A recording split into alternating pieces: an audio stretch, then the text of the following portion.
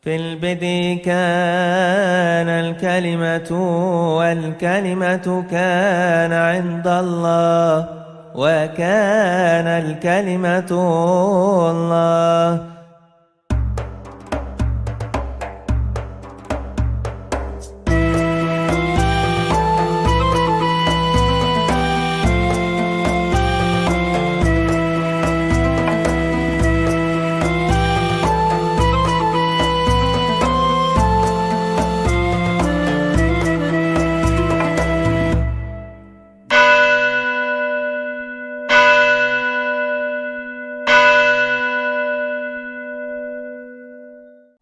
Kejadian pasal 2, kita akan membaca ayat mulai dari ayat 18 sampai dengan ayat 25. Demikian firman-Nya. Tuhan Allah berfirman, tidak baik kalau manusia itu seorang diri saja. Aku akan menjadikan penolong baginya yang sepadan dengan dia. Lalu Tuhan Allah membentuk dari tanah segala binatang hutan dan segala burung di udara. Dibawanya semuanya itu kepada manusia itu untuk melihat bagaimana ia menamainya, dan seperti nama yang diberikan manusia itu kepada tiap-tiap makhluk yang hidup, demikianlah nanti nama makhluk itu. Manusia itu memberi nama kepada segala ternak, kepada burung-burung di udara, dan kepada segala binatang di hutan. Tetapi baginya sendiri ia tidak mempunyai penolong yang sepadan dengan dia. Lalu Tuhan Allah membuat manusia itu tidur nyenyak. Ketika ia tidur, Tuhan Allah mengambil salah satu rusuk daripadanya, lalu menutup tempat itu dengan daging. Dan dari rusuk yang diambil Tuhan Allah dari manusia itu, dibangunnyalah seorang perempuan, lalu dibawanya kepada manusia itu. Lalu berkatalah manusia itu, inilah dia tulang dari tulangku dan daging dari dagingku. Ia akan dinamakan perempuan, sebab ia diambil dari laki-laki. Sebab itu seorang laki-laki akan meninggalkan ayahnya dan ibunya dan bersatu dengan istrinya, sehingga keduanya menjadi satu daging. Mereka keduanya telanjang, manusia dan istrinya itu, tetapi mereka tidak merasa malu. Kita akan membaca satu firman lagi yang kita baca dari Kitab Kidung Agung. Kitab Kidung Agung, kita membaca ayat pasal 6 ya. Kitab Kidung Agung pasal 6 ayat 3. Aku kepunyaan kekasihku dan kepunyaanku kekasihku yang menggembalakan domba di tengah-tengah bunga bakung. Kidung Agung pasal 8 ayat 6. Taruhlah aku seperti materai pada hatimu, seperti materai pada lenganmu, karena cinta kuat seperti maut, kegahirahan seperti dunia orang mati, nyalanya adalah nyala api, seperti nyala api Tuhan. Amin. Ini saya serahkan aja kepada Bu Safa ya. Dipelihara baik-baik, Ceng. Saudara-saudara yang terkasih dalam Tuhan, sekarang kita merenungkan firman Tuhan ini. Tentu ayat ini sudah dibaca beribu-ribu kali. Setiap kali ada undangan pernikahan.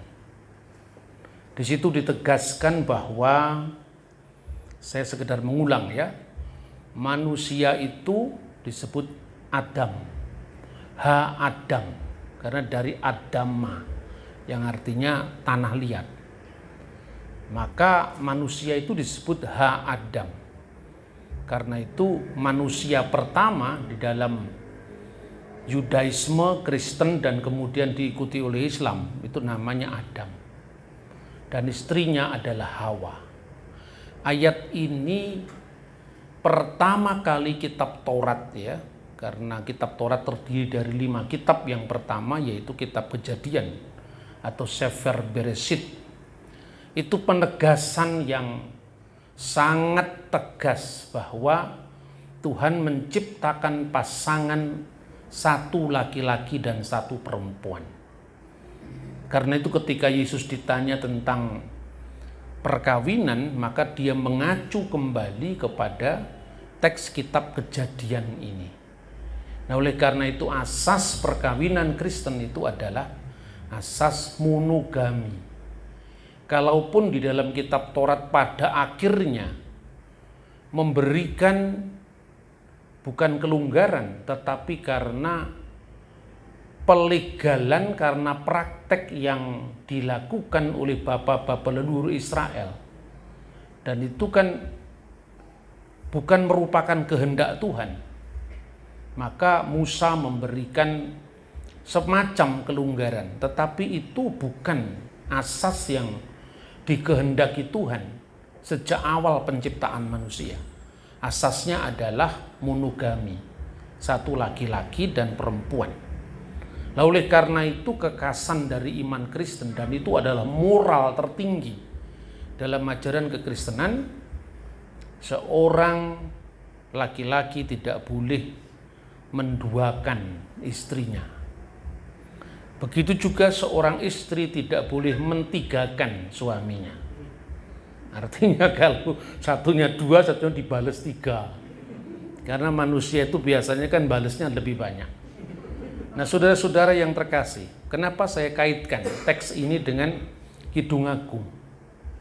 Dalam kitab Kidung Agung yang kita baca tadi, itu ada ungkapan yaitu materai. Apa itu materai? Sehingga di sana dikatakan, taruhlah aku simeni kakotam. Ka itu seperti.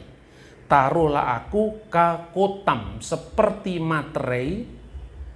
Yang pertama-tama adalah pada hatimu, alibeha. Taruhlah aku seperti materai dalam hatimu. Lalu yang kedua, kakotam, seperti materai alzerotika, dalam lenganmu. Jadi yang pertama, materai dalam hatimu itu berarti di dalam. Materai dalam lenganmu berarti semua orang melihat. Jadi artinya bahwa pernikahan itu didasarkan atas komitmen yang pertama-tama muncul dalam hati. Dan itu tidak ada orang yang tahu. Apa yang ada di dalam hati Angga, yang tahu cuma Angga dengan Tuhan. Begitu juga apa yang ada di hati jenenge siapa? Tika, jenenge sapa? Hanya Tuhan yang tahu, ya kan? Selebihnya tidak tahu. Bahkan antara suami istri itu kalau tidak membukakan diri juga tidak tahu. Makanya seorang laki-laki akan meninggalkan ayahnya dan meninggalkan ibunya untuk bersatu dengan istrinya dan menjadi satu daging adanya. Lalu keduanya telanjang dan tidak merasa malu.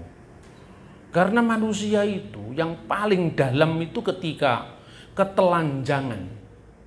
Ketelanjangan itu kan dibuka apa adanya, semuanya. Dan itu tentu tidak mungkin kalau itu bukan suami istri. Ya kan? Artinya tidak ada yang tersisa lagi. Tidak ada yang ditutup-tutupi lagi. Ketika dahulu sebelum menikah. Kita ini jaga image misalnya ya. Jangan sampai yang jelek-jelek itu diketahui oleh calon istri. Atau yang jelek-jelek diketahui oleh calon suami. Tapi begitu pernikahan tidak bisa lagi.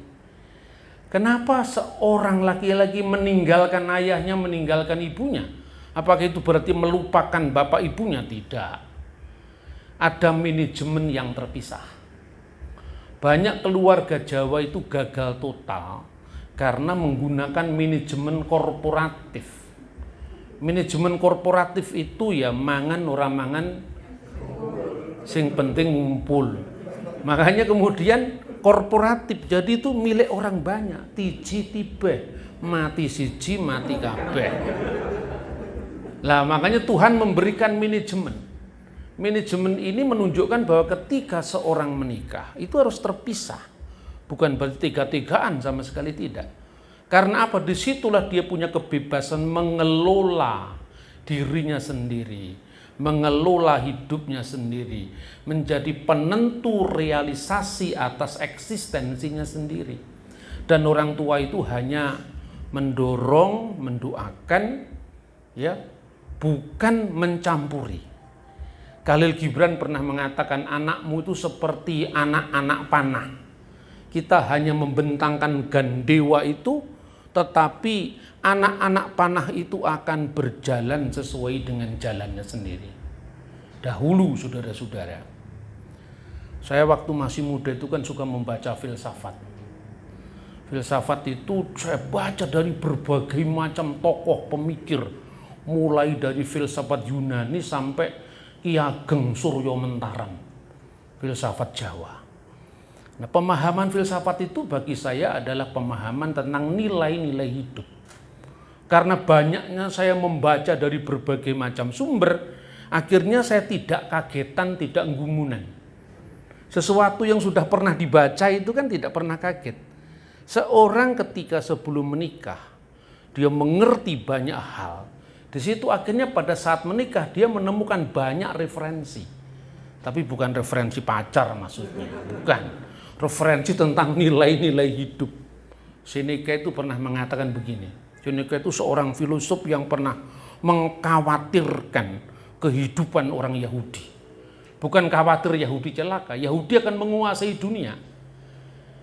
Di abad pertama Masehi mengatakan, lihatlah lilin-lilin Sabat tidak hanya menyala di rumah-rumah bangsa tertindas itu, bangsa terjajah itu, tapi justru menyala di rumah-rumah orang Romawi dan orang Yunani.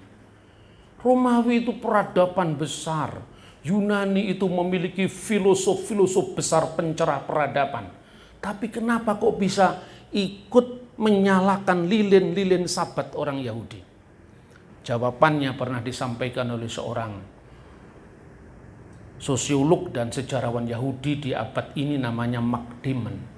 Dia mengatakan kalau orang Roma menguasai dunia dengan tentara, dengan militer, kalau orang Yunani menguasai dunia dengan seks, maka orang Yahudi menguasai dunia dengan moralitas. Jadi moralitas itu ditakuti, punya kekuatan lebih daripada senjata dan lebih daripada penaklukan melalui seksual. Bagaimana caranya? Alexander Agung mengirimkan tentaranya ke daerah-daerah taklukan untuk mengawini sebanyak mungkin orang di situ, dan lahirlah generasi Yunani yang setia pada kebudayaan Yunani. Tetapi Yudaisme tidak. Orang Yahudi cuman ketika menikah itu dibaca yang namanya Sifa Birakot, 7 berkat perkawinan. Urutannya sangat jelas. Yang pertama, segala puji bagi Tuhan Allah yang telah menciptakan langit bumi dan seisinya. Penegasan pertama adanya Sang Pencipta atas segala sesuatu. Dari penciptaan kosmos, jagat besar itu kemudian penciptaan mikrokosmos, makrokosmos, mikrokosmos. Terpujilah Engkau ya Tuhan Allah kami, Raja semesta alam. Kan selalu diawali dengan Baruch atah Adonai Eloheinu melech haolam. Yang telah menciptakan manusia itu laki-laki dan perempuan. Setelah penciptaan laki-laki dan perempuan, Tuhan menciptakan perkawinan untuk meneruskan keturunan. Setelah Tuhan menciptakan perkawinan, Tuhan memberikan kebahagiaan bagi laki-laki dan perempuan karena telah dipersatukan. Baru setelah itu, kiranya jalan-jalan di Yehuda dan Yerusalem mendengarkan sukacita dari sang pengantin. Pengantin laki-laki dan pengantin perempuan. Artinya pernikahan itu dideklarasikan kepada orang banyak, disaksikan kepada orang banyak. Jadi yang pertama tadi komitmen pribadi, simeni kakutam ali beha, taruhlah aku seperti materai di dalam hatimu, dalam hati ke dalam. Kakutam al sirul eka, dan seperti materai pada lenganmu. Jadi semua orang melihat materai itu kalau di Israel kuno ya, itu dalam bentuk pertama alat pengesah hukum. Jadi seorang meninggalkan wasiat dimasukkan ke tempat tertentu lalu dimateraikan dan tidak dibuka sebelum sang pemberi wasiat itu menentukan kapan harus dibuka. Jadi tertutup, makanya kotam itu bisa berarti materai, sekaligus juga bisa berarti penutup dan tidak ada yang lain. Makanya kata ini juga muncul di banyak sekali istilah-istilah yang serumpun seperti bahasa Arab, bahasa Aram. Nah, contoh ya, bahasa Ibrani, kotam itu artinya materai. Materai yang menutup segala sesuatu. Jadi setelah itu tidak ada lagi, hanya itu satu-satunya. Dalam agama Islam juga dikenal kata kotam, kotaman nabiyin. Nabi penutup, materai segala nabi, the seal of the prophet, kan itu kan. Sebelum zaman Islam itu juga muncul satu aliran keagamaan, namanya Manikianisme. Manikianisme itu menyebarkan agama sinkretis, campuran antara Yahudi, Kristen dan berbagai macam sekte. Namanya adalah Dina Nuhra, agama terang. Nabinya namanya Mani atau Manius. Ajarannya akulah, dia itu adalah Kutmata deslihe, penutup segala rasul. Kutmata dinabiye, penutup segala nabi. Akulah penyimpul, penyempurna dari Adam sampai Yesus Kristus. Dan itulah nabi yang namanya Nabi Mani. Digunakan kata apa? Sama. Kutmata, kotam bahasa Ibrani. The seal of the prophet, the seal of the apostles. Tetapi bukan itu yang kita bahas.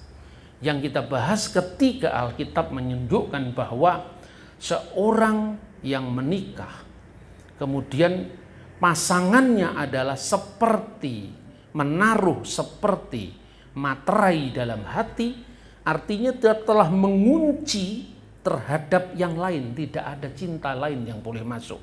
Satu-satunya. Kakutam seperti materai, li siroeka, al siroeka, artinya semua orang mengetahui komitmen yang sudah dibangun tadi. Dan komitmen apa yang hendak dilanjutkan? Silakan. Yang pertama, penegasan. Ya, silakan. Ki azah kamawet akhabah. Ki azah karena kuat seperti maut cinta itu. Karena kuat cinta itu seperti maut. Kasah keseul kinah. Dan seperti dunia orang mati, kecemburuan itu. Ini sesuatu hal yang real kan dalam kehidupan suami istri. Dalam kehidupan itu kan selalu ada cemburu. Karena apa? Sampai cemburu seperti kasah leseul, seperti dunia orang mati, kinah, cemburu itu. Karena ada cinta.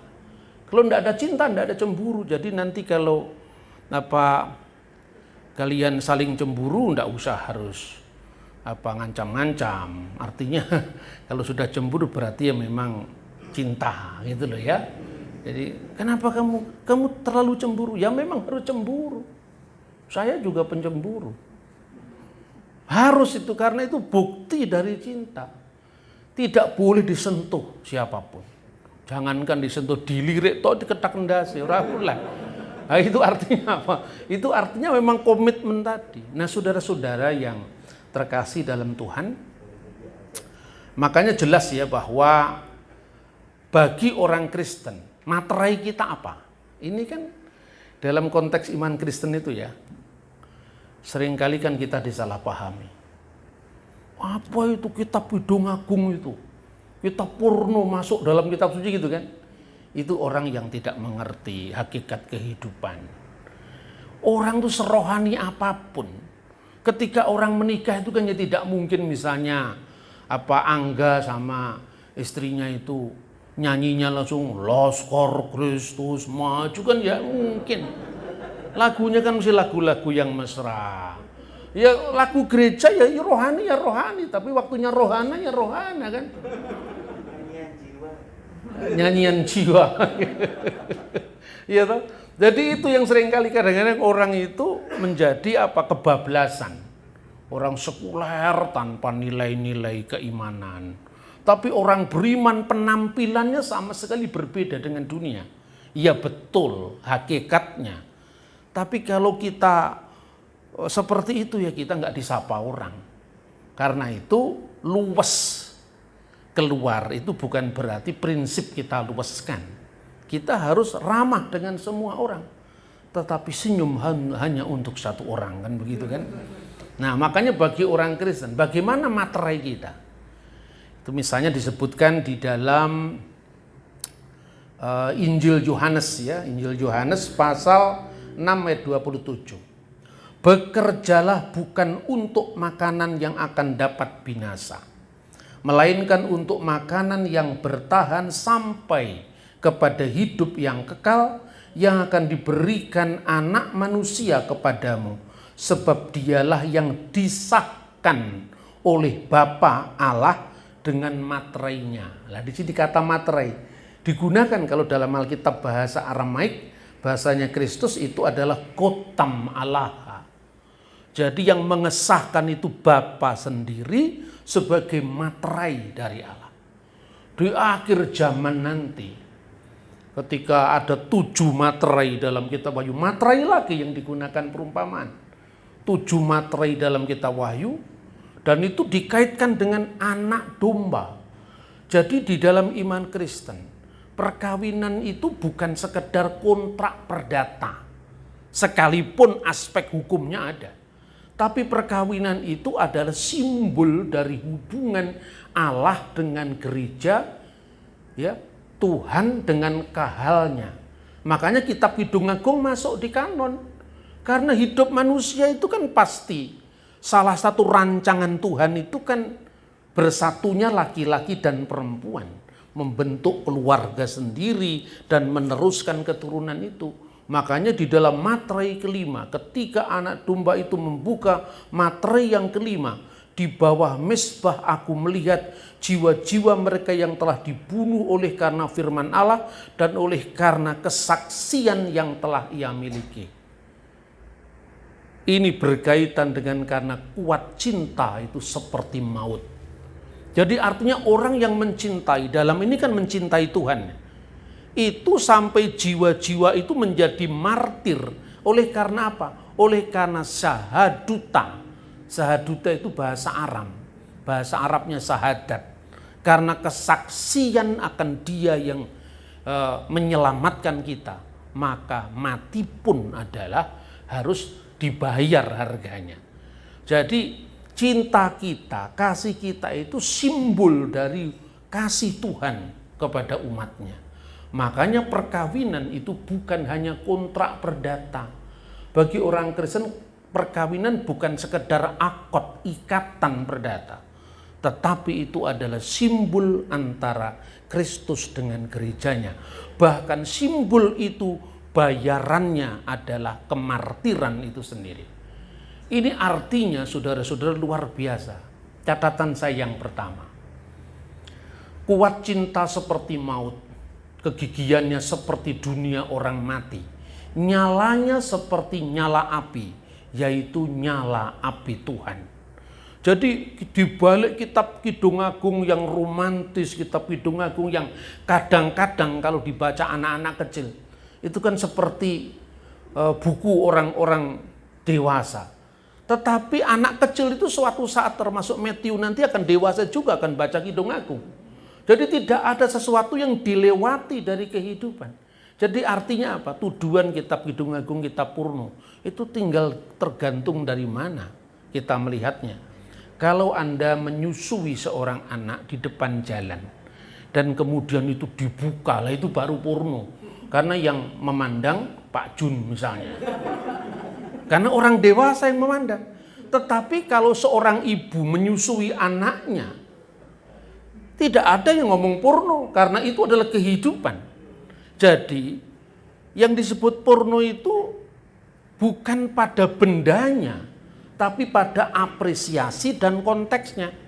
Makanya orang yang suka demo-demo melawan pornografi, karena pikirannya tidak bisa lepas daripada sesuatu yang ngeres pornografi. Jadi apa? Porno itu tidak ada di kelaminmu, tapi porno itu ada di otakmu. Jadi otak kita yang harus kita bersihkan. Makanya kitab Kidung Agung ini adalah merupakan sebuah penghargaan ilahi terhadap cinta manusia. Dan cinta manusia itu agung. Makanya sir hasirim, kidung segala kidung, kidung yang agung. Jadi saya mengingatkan saudara-saudara, saya SMP itu baca buku ini. Amir Hamzah, Raja Penyair Pujangga Baru. Ini bacaan saya SMP ini. Di buku ini, Amir Hamzah itu Pujangga Baru kan muslim kan. Di buku ini ada salinan kitab Kidung Agung buku ini. Jadi saya pernah membaca Kidung Agung itu dari bukunya Amir Hamzah. Jadi ada dua kitab yang diterjemahkan, satunya kitab Hindu yang namanya Bhagavad Gita.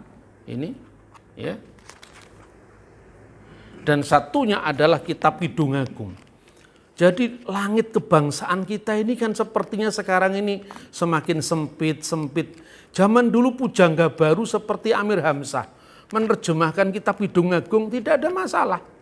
Kenapa sekarang menjadi masalah? Karena cara pandang kita yang berbeda tentang apa yang kita anggap porno tadi. Ini contoh-contoh ya. Kitab Amir Hamzah. Kemudian saudara-saudara, cinta itu kan melampaui jarak, batas. Bahkan kadang-kadang paradigma hidup yang sama sekali diametral berbeda. Itu universal karena agama apapun, budaya apapun, cinta itu memang dilebih-lebihkan. Contohnya ya. Karena kuat cinta itu seperti maut, kegigihannya seperti dunia orang mati. Kemanapun menjelajahi daratan, mengarungi lautan, akan kucari. Abad kedua Masehi, saudara-saudara, penyair India yang namanya Walmiki Ramayana, karena tema cinta antara Sita dan Rama, pergi ke Pulau Jawa. Kaya Ruru itu Jawa itu di mana? Dari India itu. Jadi kira-kira abad ke-5 sebelum Masehi, syair-syair Jataka, abad ke-3 Purana-Purana Hindu, itu menyebut India itu namanya Jambudwipa, Pulau Blueberry. Nah, di balik India itu namanya Dwipantara. Dwipantara itu pulau di seberang dari India. Dwipantara inilah yang di dalam bahasa Nusantara kuno disebut Nusantara. Makanya di Ambon ada Nusa Laut, Nusa Ina. Dari situ muncul kata Nusantara, itu terjemahan dari Dwipantara. Makanya abad keempat, karena cinta India yang bombastis itu, awas ada tiang begini. Ini kalau cinta India bahaya ini. Angga ini. Sawan kamahina pawana kare sore. Awas. Tiarari jume ese jese ban mana kemur. Ih, lagu India. Bu Sapa ketawa, enggak tahu kenapa dia ketawa. Iya toh? India itu cinta yang luar biasa sampai kemudian Marmaresu Dwipantarani Talawanga. Jadi bermain-main ombak di Dwipantara. Di tengah-tengah tiupan angin sepoi, bunga-bunga cengkeh yang harum di tanah Nusantara. Makanya pujaan atas cinta itu luar biasa. Yatnawanto Jawa Dwipam Saptaraju Pasubitam Swarna Rupiaka Dwipam Swarna Karamanditam. Sejauh itu artinya kuat cinta itu seperti mau jelajahilah pulau Jawa yang memiliki Saptaraju 7 kerajaan Pasubitam sebagai hiasan, Swarna Rupiaka Dwipam pulau emas pulau perak yang memiliki tambang-tambang emas. Makanya terus dinyanyikan Sitaram itu simbol dari cinta sejati. Ragupati Rajanara Jarampati Tapa Wana Sitaram. Terus disebut namanya Sitaram, Sitaram Jaya Sitaram. Jadi Sitarama, Sitarama itu simbol antara lingga yoni, simbol laki-laki perempuan, simbol antara Adam dan Hawa. Cuma di Alkitab tidak terlalu berlebihan. Artinya apa? Cinta erotik, cinta insani itu menemukan batas pada transendensi ilahi.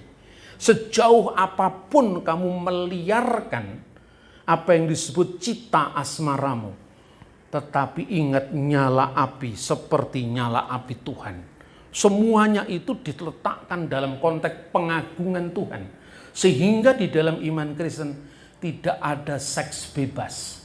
Karena seks bebas itu menodai kemanusiaan. Karena hubungan yang tidak ada norma itu telah membuat manusia turun ke dalam aspek kebinatangan.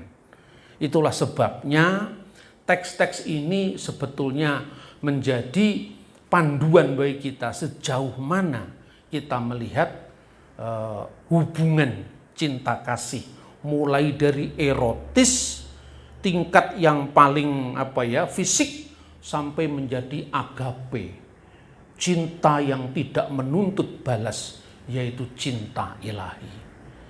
Sebagai pesan terakhir, ini sesuatu hal yang saya kira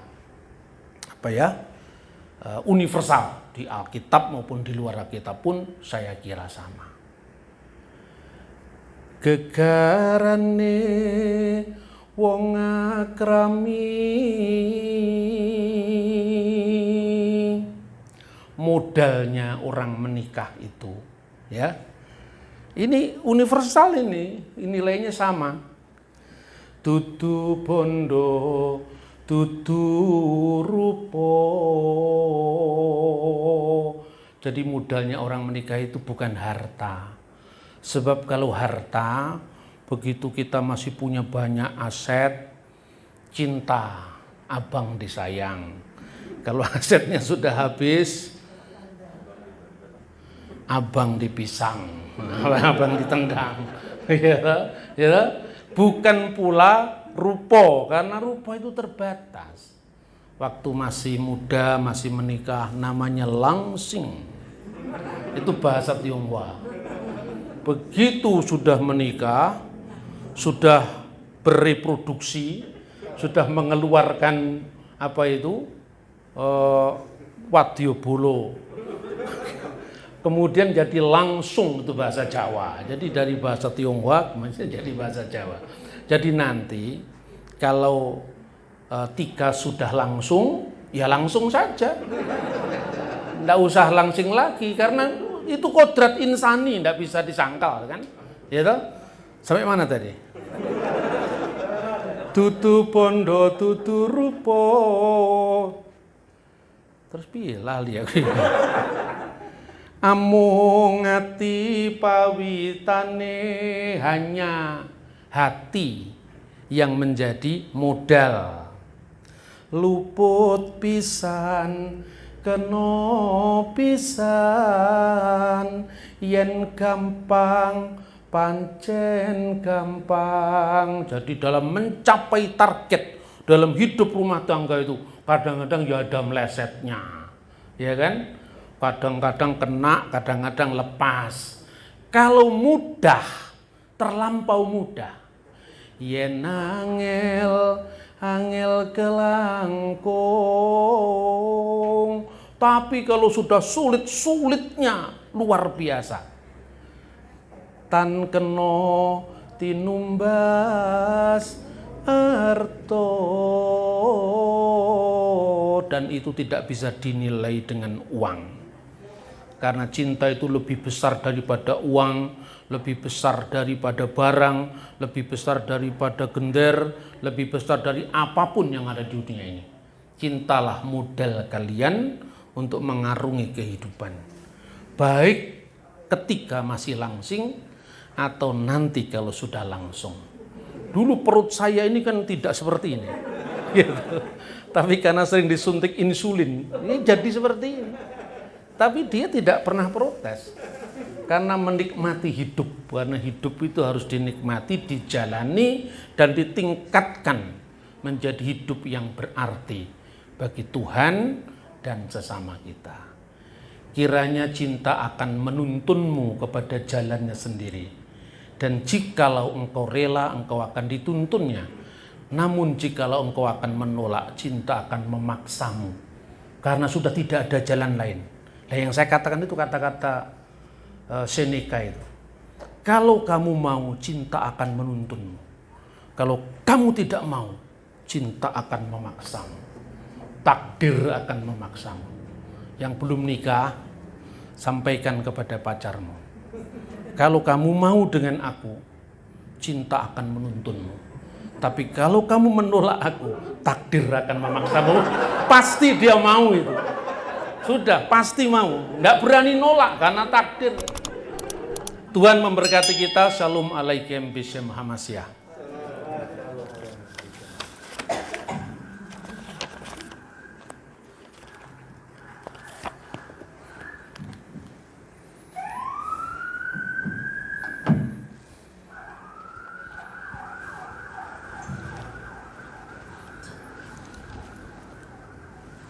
Baik, terima kasih untuk firman dari